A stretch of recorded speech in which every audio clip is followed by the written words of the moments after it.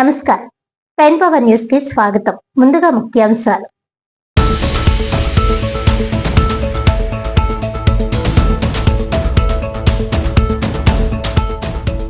తెల్లవారుజాము నిద్రలో ఉన్న అంగన్వాడీలపై పోలీసులను ప్రయోగించి అరెస్ట్ చేయడాన్ని నిరసిస్తూ సిఐటియు ఆధ్వర్యంలో కలెక్టరేట్ వద్ద రహదారి దిగ్బంధనం చేసి నిరసన. అంగన్వాడీలు చేస్తున్న శాంతియుత ఆందోళనపై కూటమి ప్రభుత్వం దాడులు అనైతికమని, తక్షణమే వేతనాలు పెంచాలని డిమాండ్.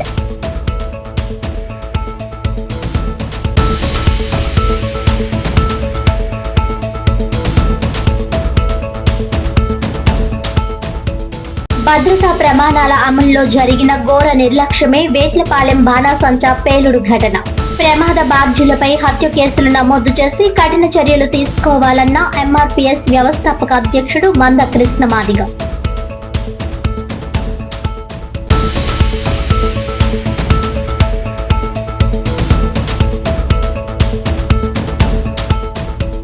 కాకినాడ జిల్లా తెలుగుదేశం పార్టీ కార్యాలయంలో ఘనంగా తెలుగుదేశం పార్టీ సీనియర్ నేత, దివంగత లోక్సభ స్పీకర్ స్వర్గీయ జిఎంసి బాలయోగి వర్ధంతి.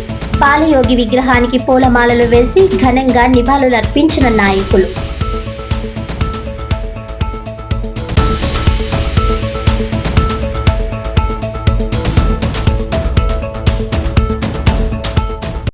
డీటెయిల్స్ చూస్తే, వేతనాలు పెంచాలని కోరుతూ అంగన్వాడీలు చేస్తున్న శాంతియుత ఆందోళనపై కూటమి ప్రభుత్వం తెల్లవారుజాము నిద్రలో ఉన్న అంగన్వాడీలపై పోలీసులను ప్రయోగించి అరెస్ట్ చేయడాన్ని నిరసిస్తూ సిఐటియు ఆధ్వర్యంలో కలెక్టరేట్ వరకు ర్యాలీ నిర్వహించి రహదారి దిగ్బంధనం చేసి నిరసన తెలియజేశారు.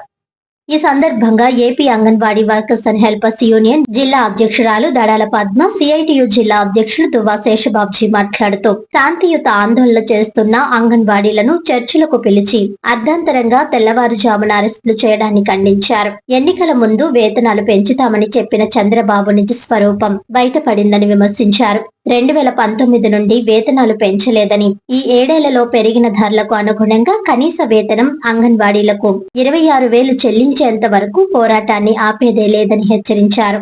అంగన్వాడీ మహిళలపై దుస్సాహనుడిలా విరుచుకుపడి బస్సులలో 100 కిలోమీటర్లు తిప్పుతూ కనీసం కాలకృత్యాలు కూడా అవకాశం ఇవ్వకుండా అవమానించారని ఆవేదన వ్యక్తం చేశారు. అరెస్ట్ చేసిన నాయకత్వాన్ని తక్షణం విడుదల చేయాలని డిమాండ్ చేశారు. అంగన్వాడీల నిరసనకు ఐద్వ రాష్ట్ర నాయకురాలు సిహెచ్ రామని, వ్యవసాయ కార్మిక సంఘం నాయకులు టేకుముడి ఈశ్వర్రావు, రిటైర్డ్ పెన్షనర్లు అసోసియేషన్ రాష్ట్ర ప్రధాన కార్యదర్శి కె సత్యరాజు మద్దతు తెలిపారు. ఈ కార్యక్రమంలో సిఐటియు జిల్లా ప్రధాన కార్యదర్శి చెక్కల్ రాజ్ కుమార్, జిల్లా కోశాధికారి మలక వెంకటరమణ, ఆశా వర్కర్స్ యూనియన్ జిల్లా ప్రధాన కార్యదర్శి Chandramala Padma, CITU working committee సభ్యులు మేడిశెట్టి వెంకటరమణ, టి రాజా, పలివెల వీరబాబు తదితరులు పాల్గొన్నారు.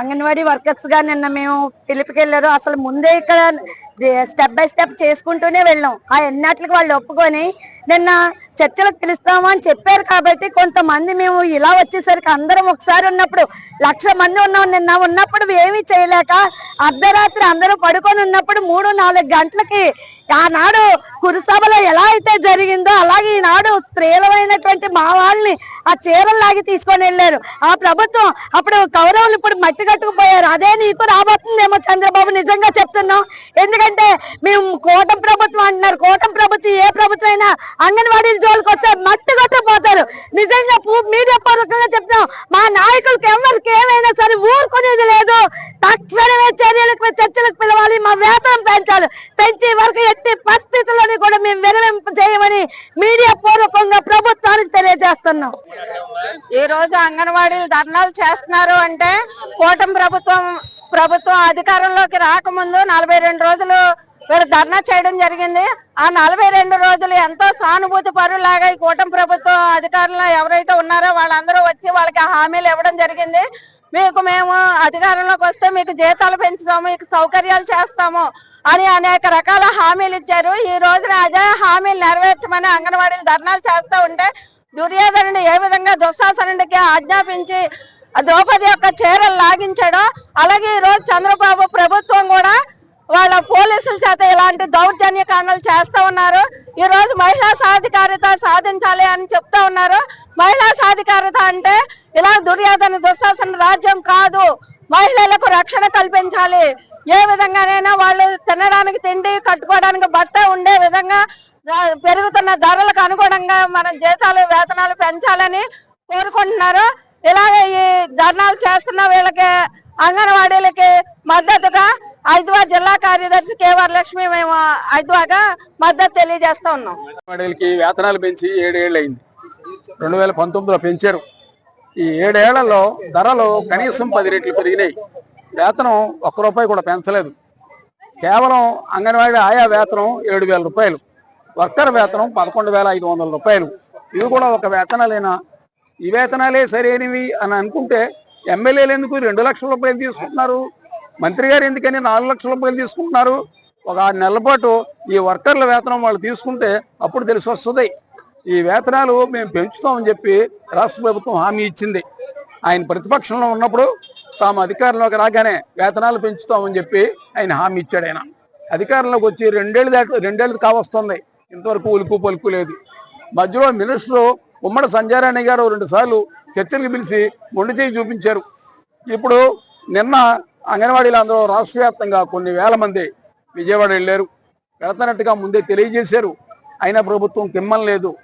నిన్న ధర్నా శిబిరంలో తెల్లవారుజాముని అంగన్వాడీలందరినీ కూడా అరెస్ట్ చేసి ఎక్కడెక్కడికో ఏదేదో జిల్లాలు తీసుకుపోయారు.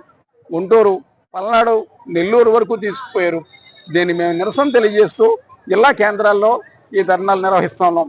ఎక్కడితోటి సగులేమో ఆపదు. కనీస వేతనం పెంచేంత వరకు ఈ ఫైట్ కొనసాగుతుందని ఈ ప్రభుత్వం సంగతి చూస్తామని చెప్పి తెలియజేస్తున్నాం. నిన్న మేము విజయవాడ కొన్ని వేల మంది కథలు వెళ్ళాము. ముందుగానే గవర్నమెంట్ కి చెప్పాము. అలాగే నిరసన తెలియజేస్తుంటే గౌరవనీయులైన అచ్చెన్నాయుడు గారు మమ్మల్ని చర్చలకు పిలుస్తామని చెప్పారు. 2 గంటలు పిలుస్తామని చెప్పారు. అది నిజమే అనుకుని భ్రమపడ్డాము. సరే 2 గంటల చర్చలు ఉన్నాయి కదా అనుకున్నాము. అలాగని ఉండేలాగా సాయంత్రం అలాగా తంతు నడిపారు. కానీ ఒక్కరు కూడా చర్చలకు వెళ్ళలేదు, కిమ్మలేదు, ఏమంటలేదు. మేము అలా కూర్చొని శాంతియుతంగానే నిరసన తెలియజేస్తున్నాము. రాత్రి ఏమైందంటే మేము అక్కడే భోజనాలు అన్ని చేసాము. కొంచెం మంది సరే చర్చలు అవుతాయి కదా అని మేము కొంచెం మంది వచ్చేసరికి నైట్ 3 గంటలు 4 గంటల మధ్యలోని కర్రలు తీసుకొని ఒక్కొక్కరిని చీరలు లాగి ఎక్కడ కొట్టాలి అక్కడ కొట్టని చోటల్లా కొట్టి బస్సులు ఎక్కించి దారిలో ఎక్కడ టాయిలెట్స్ కూడా వెళ్ళనివ్వకుండా అవమానకరంగా మమ్మల్ని ఇచ్చేశారు. తర్వాత మా నాయకులు కూడా ఎక్కడెక్కడో ఏ జిల్లాల్లో పెట్టారు. వాళ్ళు ఎక్కడ ఉన్నారన్నది కూడా ఇప్పుడు తెలియట్లేదు. కనీసం వాళ్ళు ఎక్కడ ఉన్నారన్న ఇన్ఫర్మేషన్ కూడా మాకు లేదు. మమ్మల్ని అప్పుడు దుశ్శాసనుడు ఎలా చీరలు లాగాడు, ఈనాడు చంద్రబాబు నాయుడు కూడా అదే పద్ధతిలో మొత్తం ఆ చీరలు అయ్యి లాగి లాఠీలతో కొట్టించారు. ఇదంతా సమంజసం కాదు. మా నాయకుల్ని విడుదల చేసి మాకు తక్షణమే కనీస వేతనం పెంచే వరకు మేమైతే ఇది ఆగేదే లేదు. ఎంత దూరమైనా సరే మేము వెళ్తాము. ఈ ఉద్యమం ఇలాగే కొనసాగిస్తామని మీడియా పూర్వకంగా తెలియజేస్తున్నాము.